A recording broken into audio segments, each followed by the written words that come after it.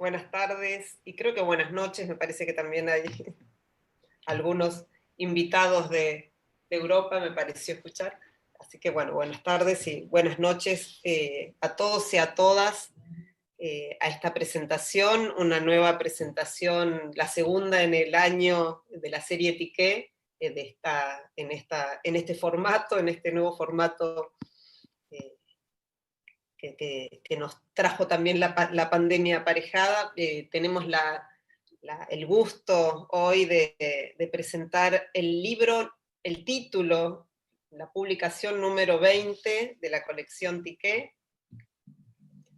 Tiqué lleva 11 años, no, 9 años de existencia, porque nace en 2011, y este año, con las vicisitudes que tuvimos, de todos modos pudimos publicar 2 títulos, el anterior, que también fue presentado por estos medios, Contornos de la angustia de Guy Trovaz, y en esta oportunidad es un gusto para mí personalmente y para todo el equipo de Unsamedita que presentar La huella clínica de la psicosis de Claudio Godoy, nuestra última adquisición, una joya, una perla.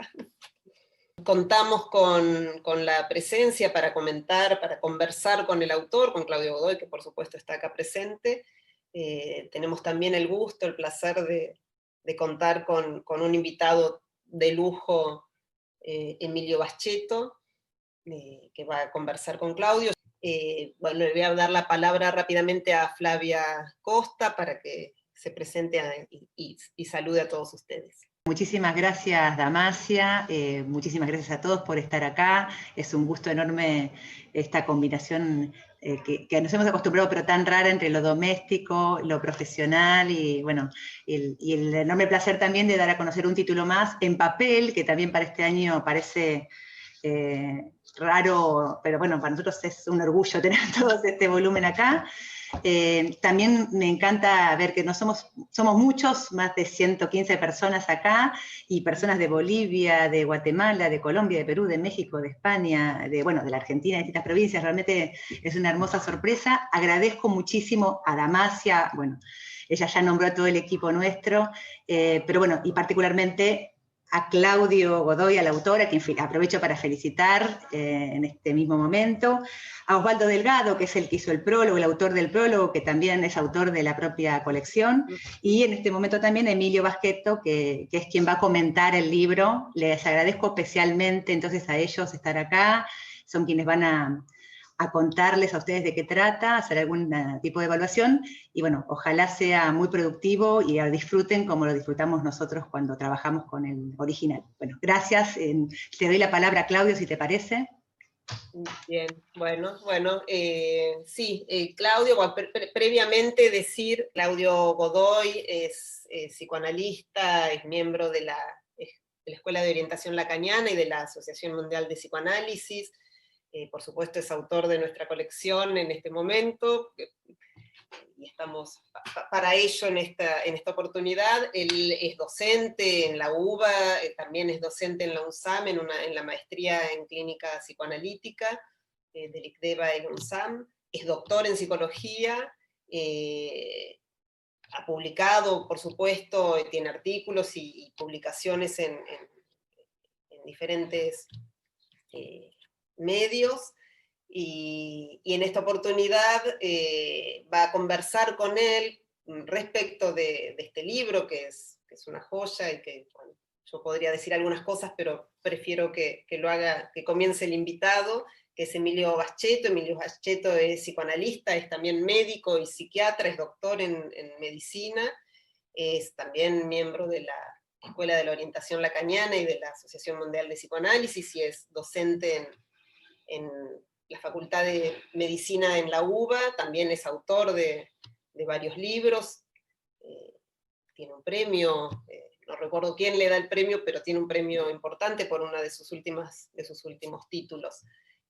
Así que bueno, sin más, les dejo la palabra, creo que por ahí a presentarse Claudio rápidamente, que lo vean todos los invitados, y rápidamente le damos la palabra a Emilio para que haga su primera lectura, la impresión que que le provocó leer La huella clínica de la psicosis, de Claudio. Claudio, ¿querés saludar? ¿Estás por ahí? Está. Bueno, buenas tardes. Les agradezco a todos la presencia en esta presentación. Y de alguna manera, bueno, quisiera agradecer profundamente tanto a Damasia, que me ha invitado a participar de esta colección, como a Flavia Costa y a todo el equipo editorial de la Universidad de San Martín por la atención y el cuidado que han tenido con respecto a mi texto, y también a Osvaldo Delgado por la redacción del prólogo. Y Emilio por haber aceptado realizar la lectura y conversar sobre el libro. Así que podríamos pasar a escucharlo a Emilio y empezar a conversar entonces. Muchas gracias a todos. Bien, Emilio, ¿por dónde estás? Bueno, aquí estoy. Bien, muchas gracias por la invitación. Y también felicitar la publicación y la posibilidad de tener en mis manos este libro. La verdad que es algo que está muy bien hecho. Conozco a Claudio por sus escritos, sus libros, su trabajo de investigación. Me hice amigo de sus elaboraciones antes de conocerlo personalmente. Esto significa que compartimos algo anticipadamente. O sea que me hice amigo de sus escritos antes que de él. Cuando me escribió para convocarme, para realizar la invitación, me sentí verdaderamente honrado. Incluso también al saber que íbamos a contar con la coordinación de Damasia, por supuesto, que es la directora de esta colección. Pero como si eso no fuera suficiente, fue Claudio quien vino a mi casa, barbijo mediante, a traerme su libro en persona. Así que, Claudio, quiero decirte que ese es un gesto que no me voy a olvidar. Cabe agregar también, como se dijo, que la enseñanza universitaria nos emparenta, al igual que con Damasia. Por supuesto, desde distintos campos académicos, la psicología en el caso de Claudio, de Damasia, la medicina en el mío, en la transmisión del psicoanálisis. Pero bueno, ambos nos dedicamos a la infructuosa tarea de enseñar. Y sí, dije enseñar, es una tarea que ya sabemos imposible. Lo mejor que podemos hacer es enseñar a nuestros alumnos a ser autodidactas, como decía Edgar Morin. El libro de Claudio Godoy, La huella clínica de la psicosis, editado, como se dijo, por UNSAM en la colección Tijé, que dirige con tanto cuidado Damasia Amadeo, es un libro que enseña, pero no es lo que se diría un libro de enseñanza universitaria. ¿Y a qué llamaría yo un libro de enseñanza universitaria? A un libro digerido, un libro procesado, un libro que abreva en fuentes secundarias. Este no es un libro así. Se trata de un libro para digerir. Si se me permite continuar con la metáfora gastronómica, un libro rico en fuentes primarias. Esto implica leer cuidadosamente las referencias, tomarse el tiempo de volver sobre ellas, en las claves de lectura que el mismo autor nos propone, y no precipitarse a comprender demasiado rápido. Es un texto que deja aprender, destilando una profunda vocación clínica, no solamente porque lo dice en el título, sino que iré tratando de traer algunos ejemplos, extraer algunos ejemplos, mediante diversas indicaciones que les propongo que las escuchen y que las discutamos. Claramente está enrolado en la orientación lacaniana y en un permanente retorno a Freud. Sin embargo, se percibe desafectado de todo argumento de autoridad y asegurado en cuanto a su rasgo personal y de estilo. ¿Cuál es ese estilo? Muchos ya lo conocen. Una forma prolija de decir, llana, con austeridad y precisión, sin cacofonías ni gestos para la parroquia. Por supuesto, no se trata de un texto de circulación masiva ni de divulgación pop, podríamos decir, sino de un estudio serio fundado en el campo de experiencia llamado de la psicopatología. ¿Qué quiere decir la huella clínica? Es un término que Claudio toma de Lacan, del escrito de Lacan, Nuestros antecedentes, donde sabemos que él allí realiza una especie de recorrido curricular, por así decir rápidamente. En el psicoanálisis no hay una definición precisa de huella, aunque siguiendo los desarrollos de Freud y de Lacan podemos decir que es un término afín a ambos. La huella anémica en Freud, por ejemplo, la marca, el significante y el objeto en Lacan. La huella clínica en Lacan quiere decir algo que en efecto puede ser borrado y a partir de allí verificar el uso significante que puede hacerse sobre esa marca. Tal es el ejemplo que conocemos de la huella de Viernes en la arena, descrito por Lacan. Ella sola ahí no dice nada, puede llegar a ser un signo, pero es preciso que venga Robinson a borrarla para que entonces adquiera el carácter de significante y como tal convoque a un sentido. Huella entonces quiere decir que no alcanza con glosar las referencias, con apelar a la cita de autoridad de los clásicos de la psiquiatría. Quiere decir que es preciso encontrar la metáfora apropiada. Freud advirtió claramente la trampa en la que caía el psiquiatra. Fascinado por la belleza de las buenas formas, asombrado por las manifestaciones más elocuentes de la psicosis, no lograba entender absolutamente nada. Recordarán la frase de Freud en el caso Schreber, ¿no? Que el asombro del psiquiatra no es el principio de su entendimiento. Huella clínica es entonces el uso que hagamos de la clínica clásica, no en su contenido literal, sino en su faz metafórica. De ahí es que Lacan puede valerse del automatismo mental de Clerambault y aproximar una concepción mecanicista extrema hacia el texto subjetivo. Esta es otra de las enseñanzas del libro. Si no tomamos en cuenta esto, la huella del uso metafórico, corremos el riesgo que bien menciona Germán García en la otra psicopatología. Y esto es el riesgo de recubrir con un lenguaje nuevo las concepciones anteriores, pero sin generar ningún cambio de posición. Entonces, tenemos que demostrar cada vez, conforme a la operación que hagamos de la referencia y de nuestro ejercicio clínico, cómo de eso surge el discurso analítico. Dicho esto, van a poder leer en el libro 5 huellas que sigue Claudio con su rigor psicótico que lo caracteriza.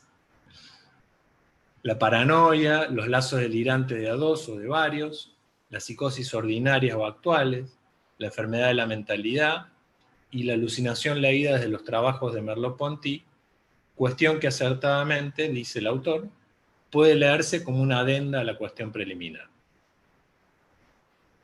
Ya que contamos con él acá, podríamos aprovechar para tirar de su lengua y que nos cuente acerca de la cocina del libro. Hay un movimiento que podemos pensar de Lacan con Lacan.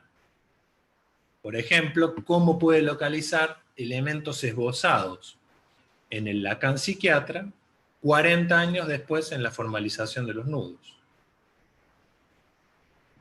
La psicosis como ensayo de rigor lógico no es una descripción fenomenológica, es una posición que debe asumir el psicoanalista si quiere aproximarse a un tratamiento posible. Recuerdo que Oscar Mazzotta dice en Roberto Arlt, Yo mismo, que como la capacidad lógica del hombre es infinita, siempre es posible resolver problemas imposibles. Me gusta mucho esa frase. Pues bien, a esos hombres que resuelven problemas imposibles, Oscar Mazzotta los llama los locos, ¿no? Es una buena definición de la locura, aquel que puede resolver un problema imposible. Pero no se trata de prestar la oreja de cualquier manera a ver cómo alguien resuelve esos problemas imposibles. Hay, dice Claudio, algunos más propensos a la escucha que otros. Y vayamos a una primera indicación clínica que quiero compartir y poner a discutir, ¿no? En la página 52 dice ahí el autor: el paranoico es más propenso a veces a la escucha que puede proponerle un analista. Alguien capaz de sostener un deseo distinto que el del amo y así acompañarlo en una elaboración subjetiva que pacifique en alguna medida ese mal que no deja de encontrar en el otro. Dicho así parece muy sencillo, pero no es tan sencillo. Es una relectura, y tengo esta impresión, la pongo a discusión, de la famosa sentencia de ser el secretario del alienado. Frase que no es de Lacan, sino de Falret, y que sin mucho esfuerzo podemos localizar también en Villatmi. Falret tenía la idea de que el psiquiatra debía accionar el delirio, debía tener un rol activo, y no estar tomando notas como si fuese un secretario del alienado. Lacan tiene una visión contrapuesta, pero no en el sentido de tomar notas pasivamente, sino de saber ubicarse en la transferencia, tal como leímos acá en este fragmento. Lo que equivale también a saber guardar un secreto.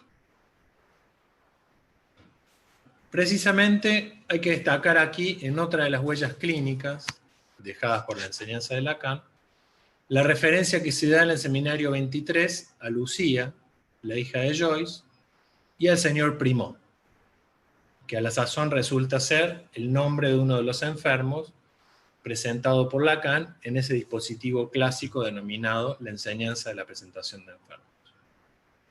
Tanto Lucía como el señor Primó dicen haber perdido, lo que comentaba antes, la cualidad del secreto. Ambos son telépatas. Primó se dice telépata emisor, y no es una cosa menor, ya que si bien dice padecer de las palabras impuestas, él termina internado luego de haber intentado suicidarse en el momento donde aparece este fenómeno de la telepatía, y a partir del cual pierde todo secreto. De ahí que Lacan destaca con sutileza, quizás alguno no lo entienda así, es mi lectura, de que el señor Primó tiene un síntoma que es palabras impuestas, pero no es por lo que él termina internado, sino precisamente por haber presentado este fenómeno de ser telépata emisor y, como dije, el haber intentado quitarse la vida. En Lucía hay una comunicación telepática con James, su padre, Joyce, a tal punto que pueden encontrarse, como bien sitúa Claudio, los efectos de la descomposición del lenguaje joyciano en Lucía. Pero una diferencia radical separa a la hija de su padre, y es que ella no puede hacer nada con eso. Jung dice que ambos están en el fondo del río, pero allí, donde James, Joyce, nada, ella se hunde. Entonces, siguiendo a Lacan, el autor va a situar que en Lucía hay una prolongación del síntoma, pero no del síntoma. Es decir, la enseñanza, la huella clínica aquí, es que la solución singular sintomática no puede transmitirse, es intransferible. Y si hablamos de transmisión y de comunicación, Hay 2 capítulos muy jugosos dedicados a las locuras comunicadas, a dúo, donde se señala o queda bien subrayado el lugar que adquiere el lazo social en la psicosis cuando se trata de delirios de a dos o de a varios. Es muy divertido leer en los desarrollos del libro el Lacan que interpreta desde el futuro sus iniciales formulaciones acerca de los delirios de a dos o las locuras comunicadas.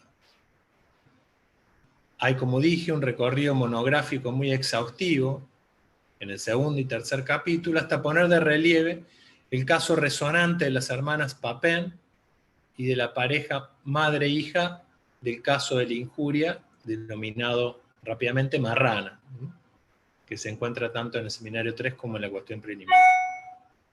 Pero quiero destacar algo ahí que debería, a mi modo de ver, servir de articulador, resumiendo mucho y tomando un sesgo nada más de eso. Hay algo de esas relaciones madre-hija que Claudio nos deja ahí para tomar, madre ideal-hija, en donde se pone de relieve la dimensión del estrago y que será fruto de los desarrollos posteriores en Lacan. Lo dejo en este punto también para poder conversar con Claudio en el sentido de cómo la huella clínica de la psicosis nos puede enseñar acerca de la estructura del estrago en la neurosis. El amor puede ser una locura de a dos. Hay un planteo bien conocido de Lacan que aproxima el amor a la locura. De hecho, en el seminario de la psicosis, interpela a sus oyentes al decir que si uno quiere saber algo de esa estructura, de la estructura de la psicosis, tiene que dar un rodeo por las teorías medievales del amor. Claudio toma la cita del seminario 22, donde Lacan ubica también el amor en una vertiente cómica, al mismo tiempo que la locura.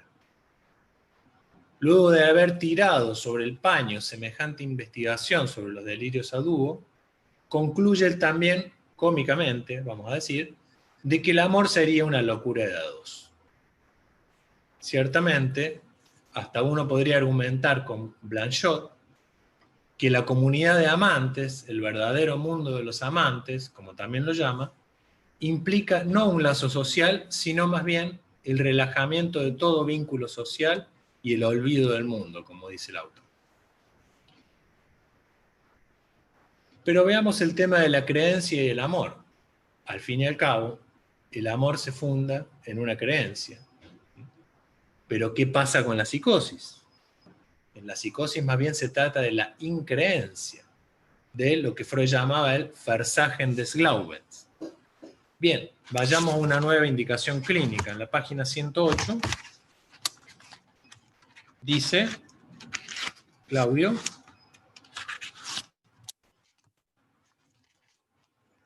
respecto del amor, el riesgo es que el analista haga con el psicótico un delirio a dúo y le profiera una respuesta de saber sobre su ser que desate una erotomanía mortificante.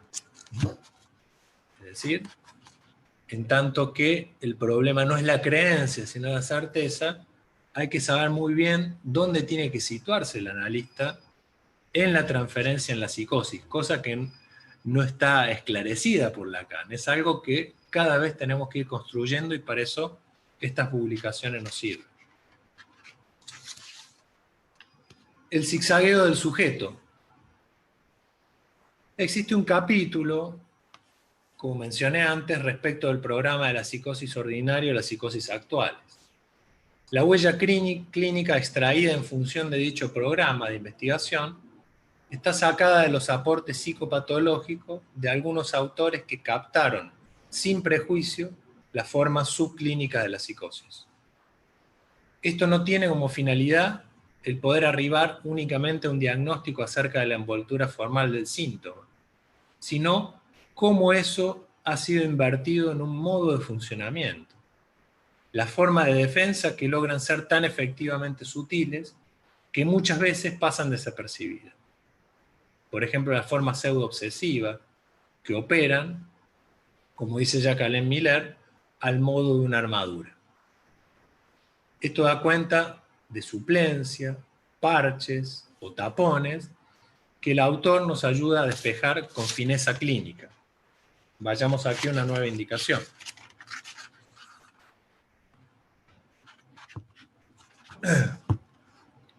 Hay que captar y acompañar los modos en el que el sujeto ha sabido hacer con sus síntomas, cómo ha parcializado los efectos de la forclusión o los ha modulado en una invención que le es absolutamente singular. Por ello consideramos más preciso el término invención que el de suplencia. Es decir, acá ya hay una propuesta programática, podríamos decir, acerca del uso del término invención versus otros términos que solemos utilizar como parche, tapón también, compensaciones, suplencia, etc. Según el planteo que Claudio toma de Hoch y Platin, tempranamente hay una revaloración de la psicosis en contra de la categoría de borderline. Digo tempranamente pues estamos hablando de los años 50, ¿no? Y por supuesto que la noción de borderline después fue resonante y hasta podríamos decir triunfó en los años 70 y hasta hoy en día, pulverizándose hacia los trastornos de la personalidad. La categoría que propusieron estos autores fue la de esquizofrenia pseudoneurótica, y esta categoría se da fundamentalmente en aquellos sujetos que presentan ansiedad polimorfa, panneurosis, depresión y anedonia. Lo interesante aquí es que es un término que rescata Claudio, que me parece interesante, estamos hablando de metáforas, ¿no es cierto? Es el término zigzagueo.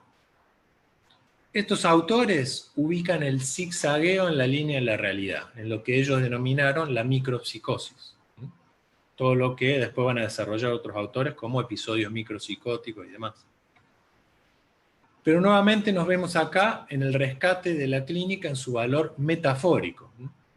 Siguiendo la lógica de la elaboración mediante la referencia, podemos decir, en donde vemos una sintomatología zigzagueante, lo que debemos escuchar es la manifestación misma del sujeto. Recuerdo una anécdota de una entrevista que le hacen a Felipe Solá, el canciller, y le dicen, pero oiga Felipe, usted estuvo con Duhalde, estuvo con Menem, después pasó con Macri, después se fue con, antes estuvo con Néstor Kirchner, ahora está con el kirchnerismo. ¿Y él qué dijo? Bueno, la vida es un zigzag, vamos de un lado para el otro. Los zigzagueantes, me parece que es la condición misma del sujeto. Y recordaba también un comentario que hace Lacan en Baltimore, un comentario no, es su exposición en Baltimore, donde él dice que la idea unificadora de la condición humana es una mentira escandalosa. ¿Por qué? Él dice porque siempre vamos a la deriva. La vida, dice, va por el río, tocando de vez en cuando la ribera, parándose un rato aquí y allí, sin comprender nada. Es decir, vamos en zigzag. Quiero dejar planteada aquí entonces otra cuestión, que se lo dejo a Claudio, me parece que es un tema de una relevancia notable hoy en día. Yo he mencionado en otras charlas también, o conferencias, digamos, la enorme responsabilidad clínica y ética que tenemos los psicoanalistas en los tiempos que corren, y me parece que es la oportunidad para charlarlo en función de este capítulo del libro de Claudio.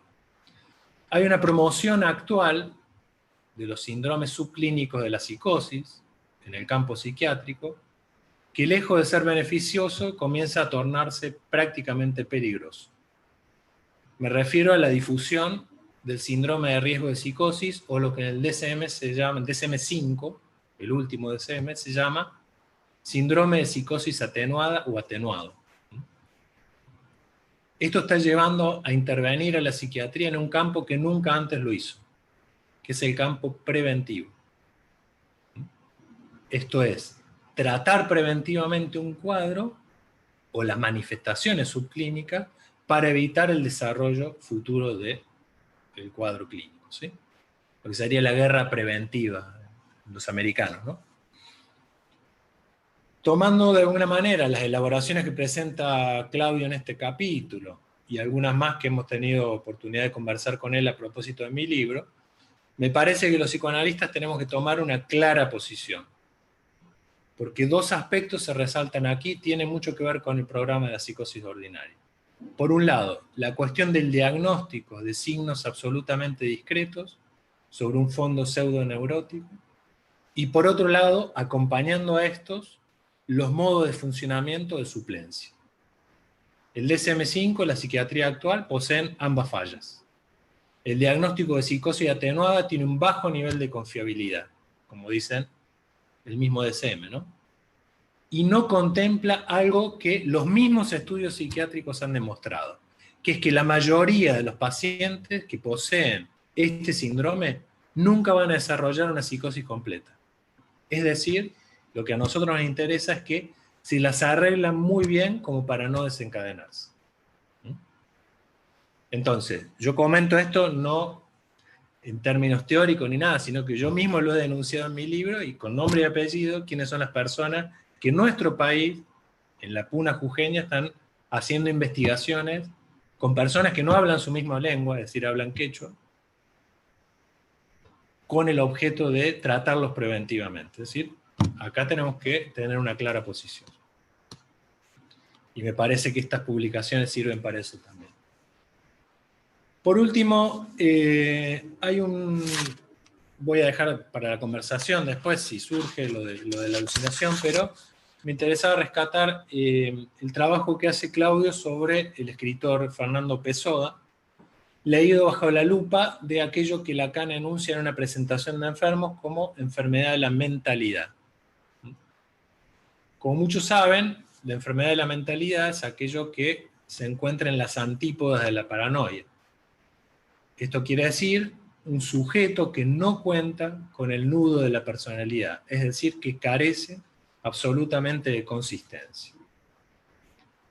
Ahora bien, así como está en las antípodas de la paranoia, como la enfermedad mental por excelencia, como dice Lacan, se halla también en el polo opuesto del campo de las enfermedades mentales, la esquizofrenia, por ejemplo, también. Lacan, me parece a mí, realiza un gesto irónico al homologarla a la parafrenia imaginativa, atribuyéndosela al psiquiatra alemán Emil Kraepelin. Con ello introduce, como bien señala Claudio, la dimensión de los delirios imaginativos de la clínica francesa, o lo imaginativo en líneas generales, y lo parafrénico como aquella diplopía existencial.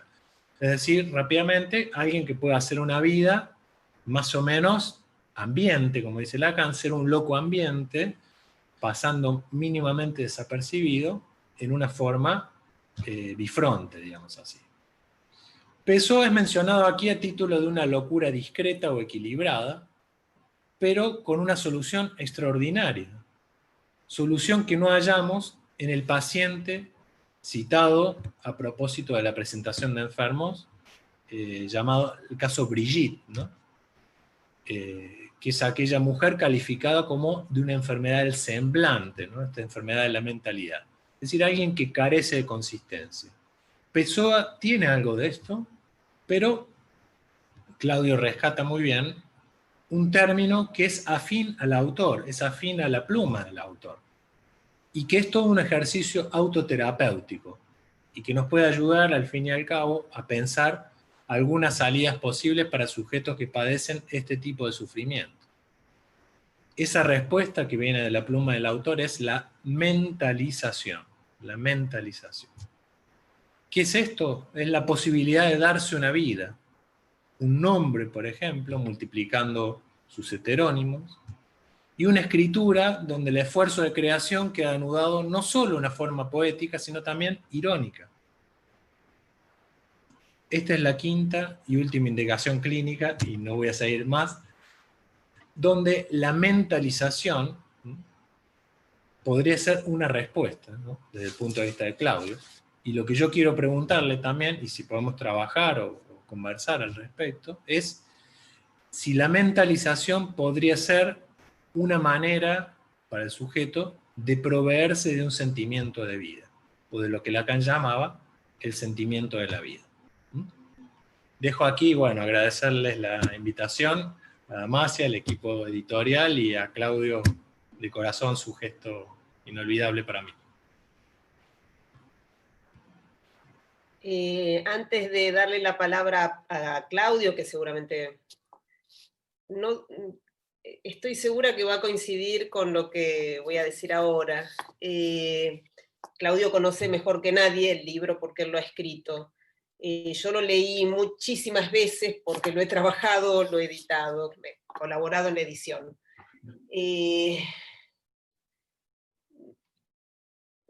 Claudio toma, Emilio también, una fórmula de Lacan, la psicosis es un ensayo de rigor. El rigor que uno puede ver en el libro de Claudio, que es enorme, él que lo ha escrito, y lo ha leído por supuesto, y yo lo he leído muchas veces, les puedo asegurar que con la lectura que ha hecho Emilio, yo quiero volver, que termine la presentación, seguramente hoy no, pero mañana volver a leerlo. Porque creo que hay una... No sea, y supongo que Claudio coincidirá, no... Ha tomado creo que todos los ejemplos clínicos, quizás hay algunos otros muy pintorescos también,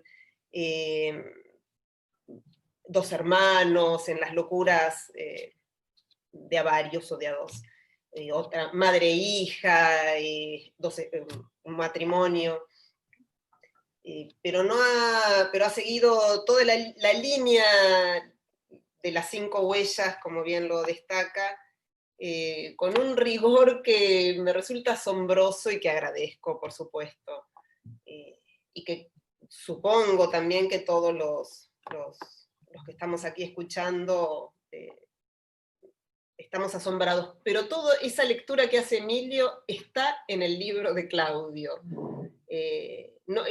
Sigue la huella con el rigor que sigue Claudio, la huella que sigue Lacan, y que Lacan sigue de los psiquiatras, que sigue de Freud, y que sigue de sí mismo, como también destacó Emilio, porque está él tira de su propia huella, ¿no? Y en los años 70, con el Nudo Borromeo, relee su tesis del 33, creo que fue, de 40 años antes, y le permite decir, por ejemplo, y con esto termino y le paso la palabra a Claudio, en el 70 la paranoia es la personalidad, o la personalidad es la paranoia.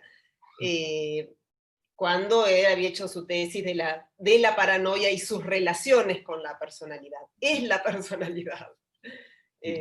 Bueno, le paso la palabra a Claudio, supongo que querrá conversar con Emilio, porque me parece de una riqueza enorme la lectura, pero esa lectura es una lectura del libro, no es una lectura, y eso también lo quiero destacar, no es aprovecho para decir otras cosas. La huella que sigue Emilio es exactamente el recorrido del libro La huella clínica de la psicosis. Claudio. Bueno, gracias Damasia, y le agradezco a Emilio la lectura precisa y minuciosa que ha realizado. Y bueno, yo podría decir que el origen de este libro, Emilio me preguntaba por la cocina, y la cocina fue los pacientes, los casos de psicosis con los que me fui topando a lo largo de la práctica, con las sorpresas, con los golpes, con los impases, con los problemas que llevan a uno a reflexionar, a releer. Y en ese sentido me di cuenta que, digamos, en la enseñanza de Lacan, y también lo que yo llamaría la obra de Lacan, extendiéndome, digamos, a los trabajos de psiquiatría, pero que, digamos, él mismo relee en diversos momentos, e incluso él llega a decir, no encuentro ninguna diferencia entre lo que hacía con Aimé y lo que hago ahora, dice en los años 60, dice, no tenía el objeto A, no tenía nada de eso, pero la atención que yo prestaba al decir de los pacientes no ha cambiado, ¿no? Es decir, que yo encontraba como una orientación clínica que efectivamente, ¿no? Como destacaba Emilio, él recuerda de nuestros antecedentes, ¿no? Ese texto de los escritos que me parece que tiene una gran riqueza cuando uno lo desmenuza, ¿no? Porque da como una perspectiva donde él justamente comenta eso, ¿no? Que lo que él aprendió con sus maestros de la psiquiatría clásica, ¿no? Y ahí como una herencia que me parece tomamos nosotros del psicoanálisis, lo que él reconoce en estos grandes maestros, especialmente en Clérambault, es que su interés, digamos, por el estudio formal de los síntomas, ¿no? De la forma de la morfología de los síntomas, cuando fue muy preciso llegó casi a un análisis de estructura, ¿no? Dice, esa fue la huella clínica en la que tomábamos gusto en ese momento, ¿no? Dice, y eso nos llevó a un borde donde se plantea la relación entre síntoma y creación, ¿no? Este fue un punto muy interesante. Y ahí anticipa algo que de alguna manera también retoma en su seminario dedicado a Joyce, ¿no? Es decir, él ya decía muy tempranamente que lo que marca el estilo está ligado al síntoma, a la forma del síntoma, ¿no? Es por eso que la fidelidad a esa huella clínica, ¿no? Que es la envoltura formal del síntoma, su morfología, su estructura, lo lleva al borde de la creación, porque ahí se puede ver cómo en la creación de un autor están las huellas de su síntoma, ¿no? Se podría decir en lo que finalmente aborda en Joyce, ¿no? Y yo lo traté de trabajar un poco en el libro en la oposición entre Joyce y Pessoa, ¿no?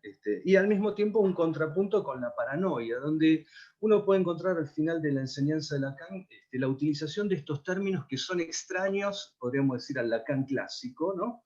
Y que tiene un uso un poco también, como señalaba Emilio, irónico, cuando habla de que la paranoia es la personalidad, ¿no? Que el caso de la parafrenia es una enfermedad de la mentalidad. Entonces empiezan a aparecer estos términos que no son usuales en Lacan. Personalidad, mentalidad. En Joyce es el ego, ¿no? La función del ego. Todos términos, podríamos decir, en principio ajenos a la enseñanza de Lacan, y que él retoma de un modo clínico, me parece muy interesante, ¿no? Entonces él decía como que de alguna manera esa huella clínica que venía de los mejores maestros de psiquiatría clásica, lo llevaron singularmente, pero también necesariamente a Freud, ¿no? Singularmente porque vemos que efectivamente el interés que tuvo por esa paciente M, como él lo confiesa luego, lo tocó personalmente y lo llevó a iniciar su propio análisis, ¿no? Él ubica el inicio de su análisis en las consecuencias, en cómo lo tocó ese caso, que fue el caso M, de su tesis, ¿no? Y también necesariamente porque podríamos decir lo que le faltaba a esa huella clínica, por el lado formal, él lo termina de encontrar en Freud, podríamos decir, donde Freud de alguna manera no solo transmite la forma del síntoma, sino trata de dar cuenta de la lógica de su producción, ¿no? Lo que podemos llamar freudianamente los caminos de formación de síntomas, los mecanismos, y al mismo tiempo introduce la dimensión libidinal, ¿no? La dimensión del goce, podríamos decir, ¿no?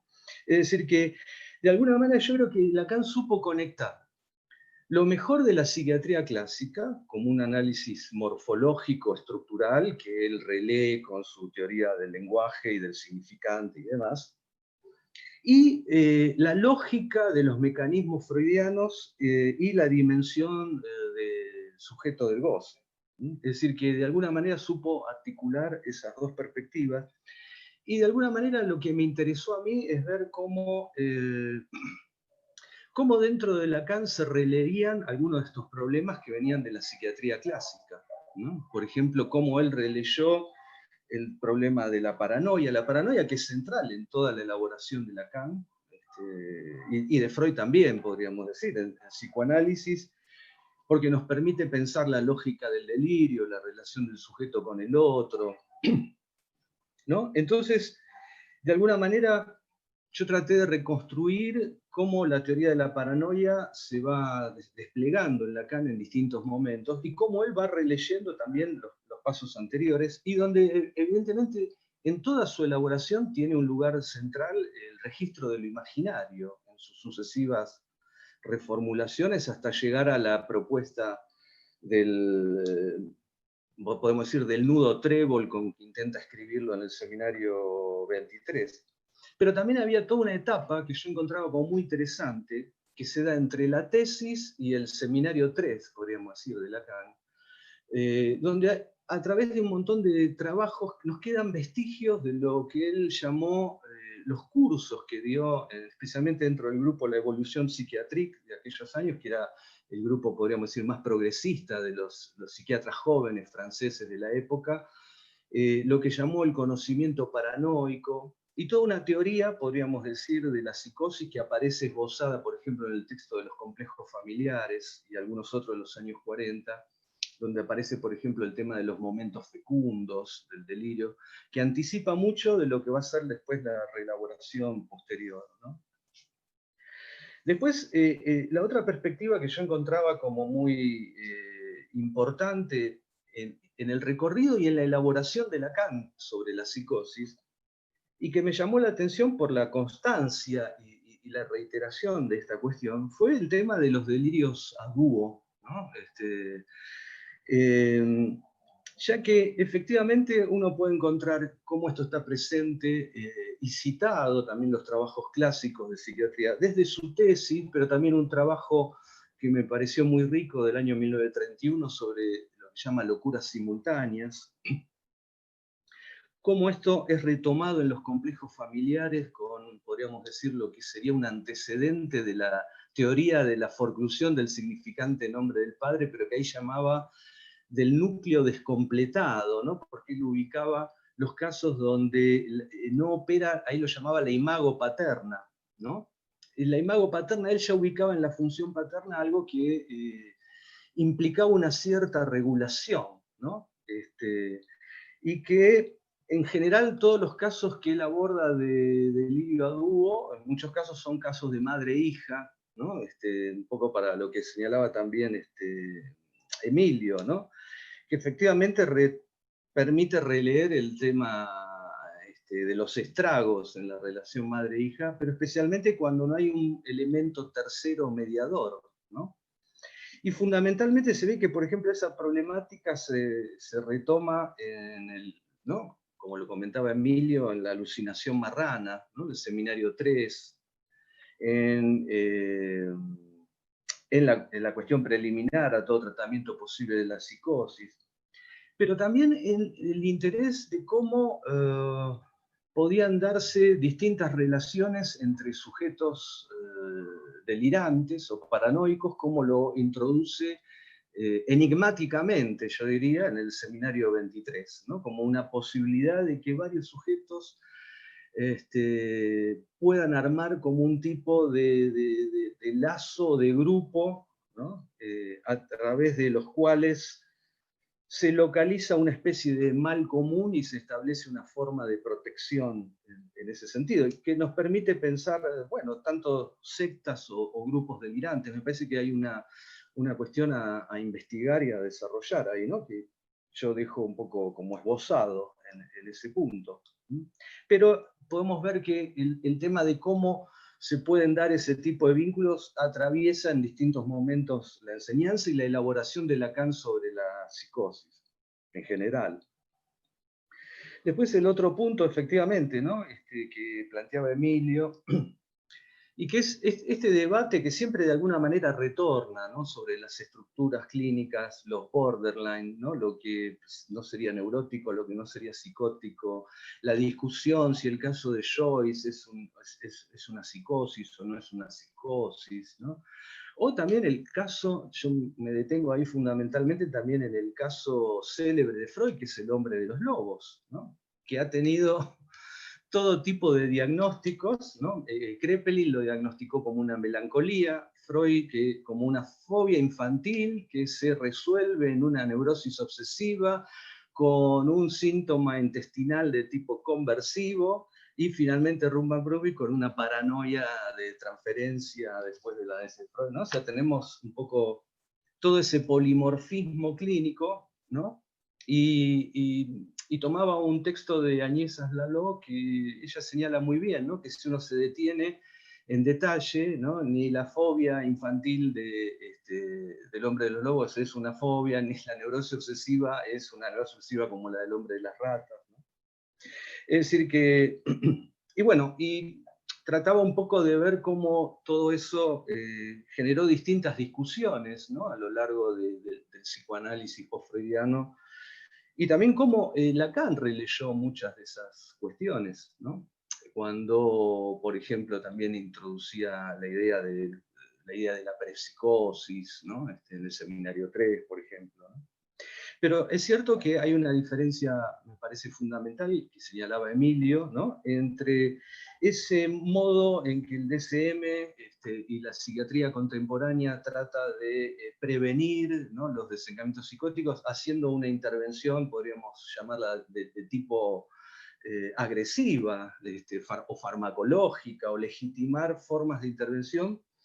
Para nosotros se trata totalmente de otra cuestión, ¿no? Es justamente poder encontrar los recursos del sujeto, los modos, reconocer las soluciones del sujeto, los puntos creativos, poder alojar lo que muchas veces en otros espacios estos sujetos no encuentran, quien pueda efectivamente no tomar su testimonio, ¿no?, como decía Emilio, de manera pasiva, ¿no?, como quien redacta, sino tomar su palabra, darle un valor a su palabra, ¿no? Esto es justamente también lo que me parece implica el dispositivo de las presentaciones de enfermo tal como lo transformó Lacan, ¿no? Que no se trata de usar a un paciente como ejemplo, como eran las presentaciones psiquiátricas clásicas, sino dejarnos enseñar por su palabra, ¿no? Por poder escuchar y otorgarle un valor y aprender de su testimonio y de su experiencia, ¿no? Y eso también es un poco lo que me interesó en el caso de Pessoa, ¿no? Más allá de una devoción personal como lector a la obra de Pessoa desde mi juventud, también me pareció interesante y apasionante. ¿Eh? Se nota, digo. Me pareció un caso apasionante el modo en que él fue un clínico de su propio caso, ¿no? Y es algo que también me asombró cuando tuve la oportunidad de conocer su casa en Lisboa y revisar la bibliografía de Pessoa, y me sorprendió la colección impresionante que tenía de libros de psiquiatría, ¿no?, donde él leía los textos e indagaba sobre sus propios síntomas, ¿no? Y hace como un trabajo, eso me parece muy interesante, ¿no? Los casos de sujetos que han hecho una especie de autoestudio de sus propios síntomas, y ensaya diagnósticos, y compara incluso la cuestión de su genialidad con la de otros genios, ¿no? Eso está reunido en un libro que es excelente, que se llama Escritos sobre genio y locura, ¿no? Y recorre todo un montón de años de anotaciones de Pessoa sobre esta cuestión. Y en ese sentido me parece también, ¿no?, como fundamental ver ese contrapunto entonces entre un sujeto que nos dice que somos varios, ¿no?, que se vive en una especie de multiplicidad, que niega, podríamos decir, la ficción de la unidad, ¿no?, la creencia, podríamos decir, descabellada de que uno es uno, ¿no? Ataca e ironiza sobre ese punto como lo opuesto a la paranoia, donde justamente la personalidad y la consistencia imaginaria, el sujeto cree en su unidad, ¿no? Así que, bueno, básicamente ese es uno de los puntos donde, bueno, trato de ver entonces cómo él también en relación a lo que planteaba Emilio, ¿no? Él ubica justamente eso que llama mentalización, ¿no? Él dice que efectivamente, dice, por suerte estos fenómenos se producen mentalmente, no llegan a la vida práctica, a los actos, ¿no? Y dice, eso le da como una vida soñada, ¿no? Él lo llama, es una vida soñada, le da una vida ahí donde efectivamente, por otro lado, su vida efectiva era más bien gris y muy limitada, ¿no? Y esa vida soñada se ve efectivamente también en el abordaje amoroso de Pessoa con una novia con la que termina teniendo más bien una mera relación epistolar, ¿no? Es como si también a ella la metiera dentro, era Ofelia Queiroz, ¿no? En su propia vida soñada, ¿no? En su propio sueño. Que efectivamente era una especie de respuesta, una especie de, podemos decir, de defensa frente a un real que se le tornaba horroroso, más bien como un efecto de agujero, de vacío, y a través de esa multiplicación de los heterónimos, finalmente lograr hacer una literatura que le diera un nombre, ¿no? Cosa que no logró en vida, pero se produjo, podríamos decir, post-mortem. Bueno, estas eran, no sé, algunas cuestiones para comentar, habría muchas más, y también las que planteó Emilio. No sé si tenemos tiempo para seguir conversando, o algunas... A propósito de lo que decías, Claudio, de soñar la vida, digamos, en Aimé estaba el bovarismo, ¿no? Claro. Era soñar su propia vida, pero sin esa eficacia que tuvo Pessoa, porque finalmente Claro. menos nada con eso. ¿Cómo vas a llegar sus escritos? Claro, sí, porque, digamos, quizás lo interesante, ¿no? Es como que, a diferencia de una cuestión más paranoica, no logra ubicar eso Pessoa, no hay una localización en un otro de la cuestión, es más bien ese punto etéreo en el que queda en ese diálogo, como si fuera un medium de todos esos autores virtuales que lo habitan y dialogan en él, digamos, ¿no? Y el poder, ahí está la diferencia quizás con la paciente, ¿no? De la presentación de Lacan, ¿no? Que él logra transformarlo eso en una literatura, ¿no? Aunque falla quizás en la posibilidad de publicarlo, termina siempre ordenando todos esos papeles de su baúl que nunca llega, ese es el punto fallido tal vez más de su solución. Él quedó, podríamos decir, en el work in progress, ¿no? No es como Joyce que logra dar el salto a una publicación.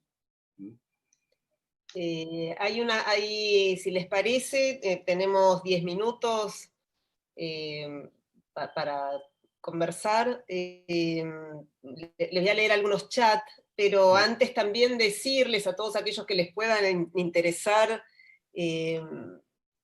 profundizar en las biografías de casos que muchos de nosotros conocemos, como por ejemplo las hermanas Papin, el derrotero de Aimé hasta que se produce el pasaje al acto, la relación de Joyce y su hija, la vida de Joyce adolescente. En el libro está hay una búsqueda por parte de Claudio de datos biográficos de todos estos personajes, de la vida de Pessoa también, que es muy interesante. Y por otro lado, también creo está las distintas soluciones, ¿no? De las que hablan en la psicosis, ¿no? Está el arte, la escritura, pero está el crimen muy bien detallado en uno de los capítulos de las hermanas Papin. Está el pasaje al acto fallido del crimen fallido de Aimé, y muchos otros quizás más desconocidos. Y bueno, y es muy interesante porque hay datos suplementarios de los que todos conocemos, más bien leyendo los seminarios de Lacan o los escritos de Lacan, lo que él dice de Joyce, lo que él dice de las hermanas Papin, pero hay muchos datos en el libro. Por ahí quería leerte algo que por ahí podés decir rápidamente, Claudio, hay una pregunta de Paula Vallejo,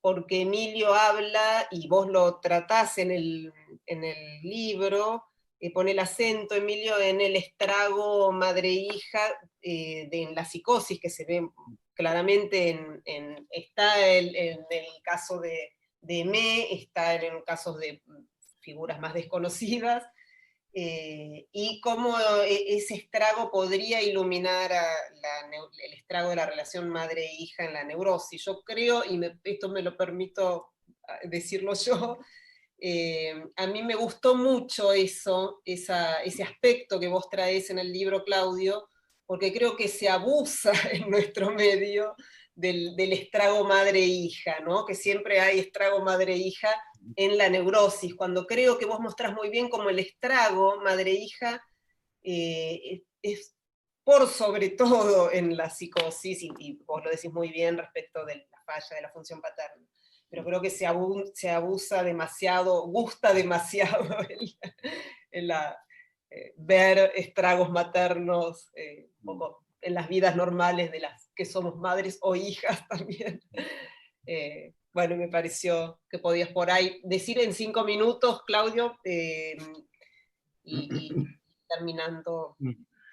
No, bueno, hay muchas felicitaciones, perdón. En el chat hay muchas felicitaciones, muchos saludos.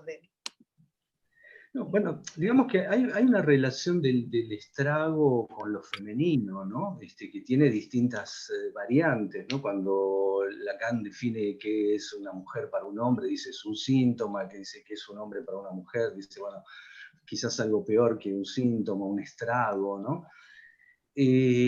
A diferencia de un síntoma, el estrago marca un daño que no está localizado, ¿no? Que no tiene bordes, no tiene fronteras, ¿no? Decimos, el temporal causó estragos en la ciudad, es decir, no es que es un daño que está situado, que está localizado, que no, es algo que no tiene un borde, ¿no? Podríamos decir.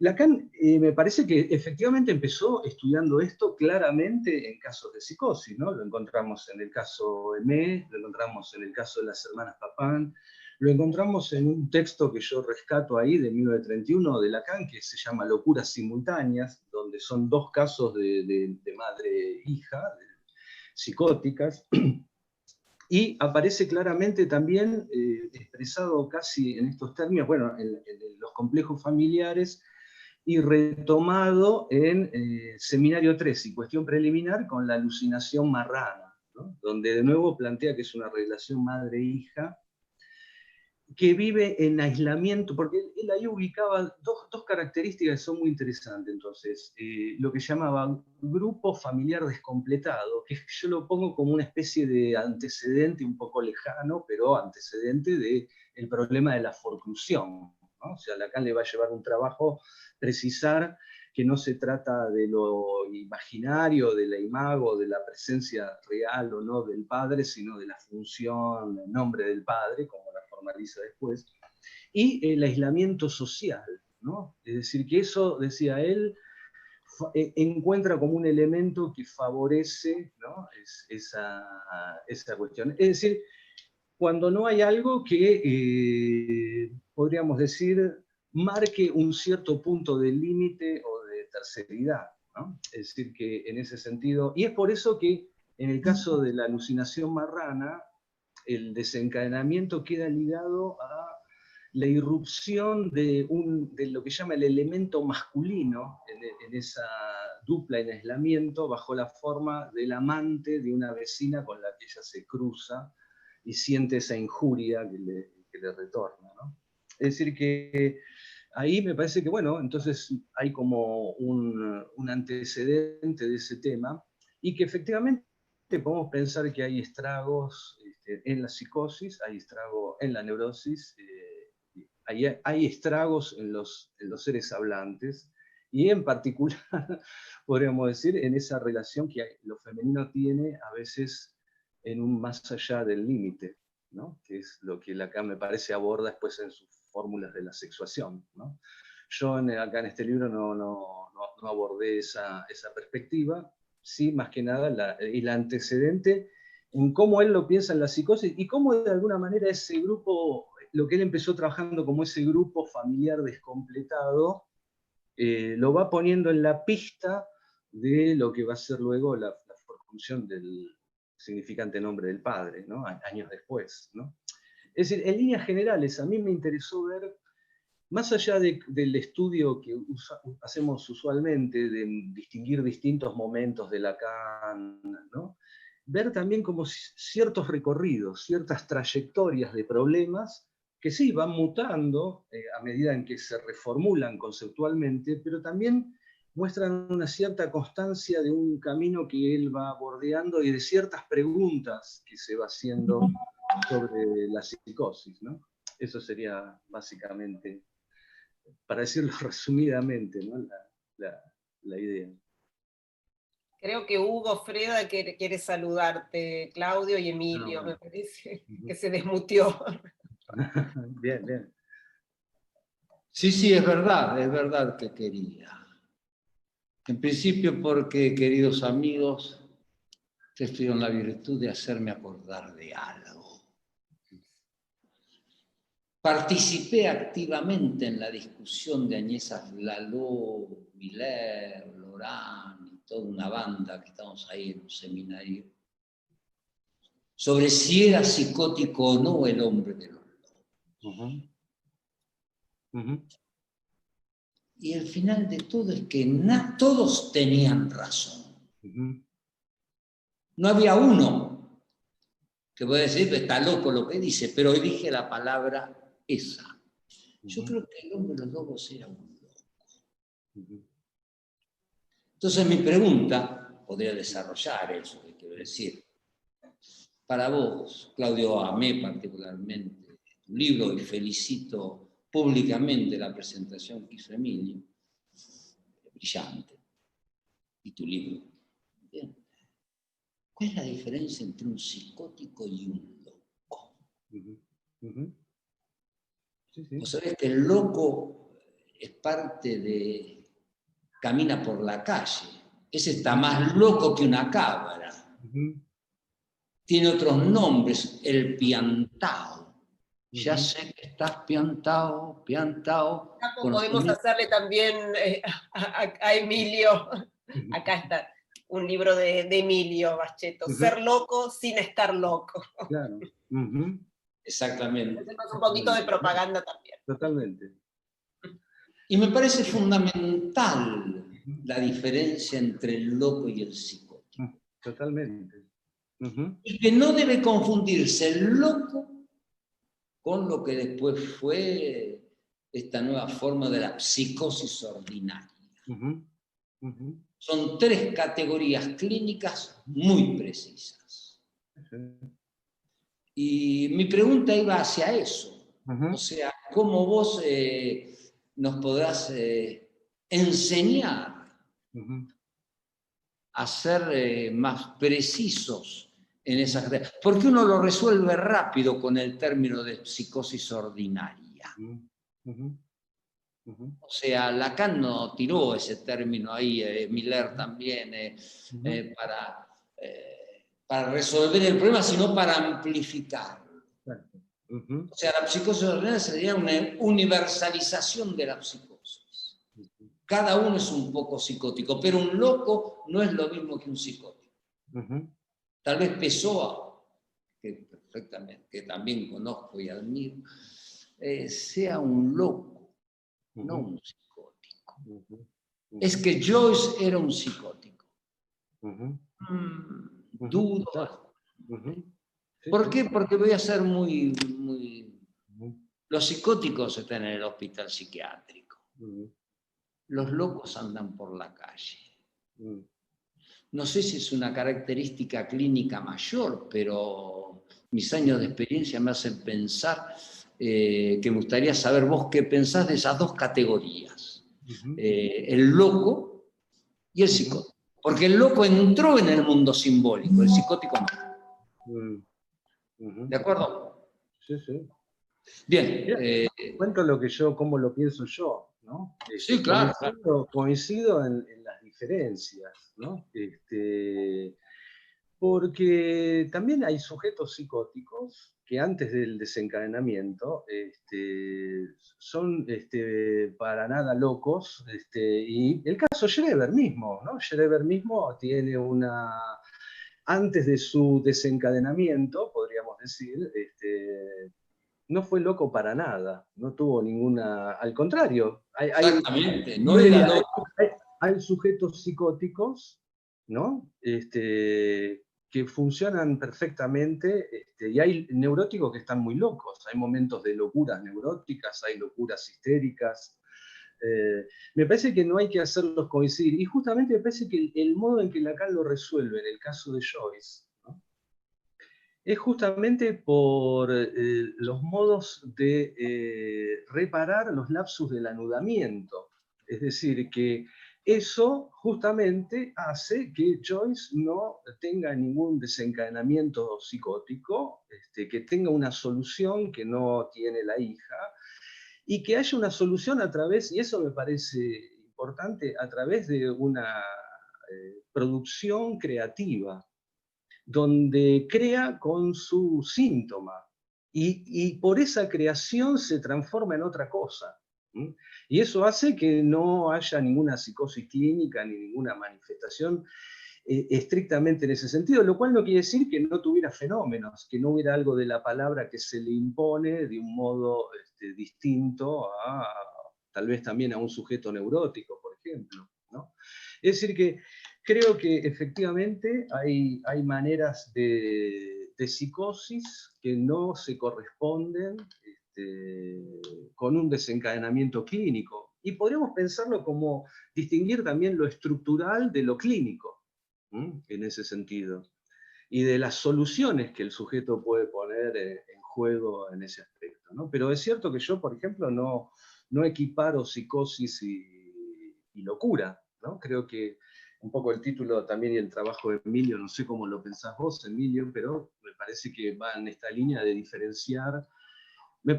Yo diferenciaría, la estructura psicótica es una cosa, los modos de intervención, de reparación de los lapsus del anudamiento son otras. En neurosis y en psicosis, donde en ambos casos hay distintos modos de resolución de los lapsus del anudamiento, y que la locura es inherente a lo humano, diría yo, más que no distingue las estructuras, ¿no? Hay locuras neuróticas, hay locuras psicóticas, y también podemos pensar locuras perversas, ¿no?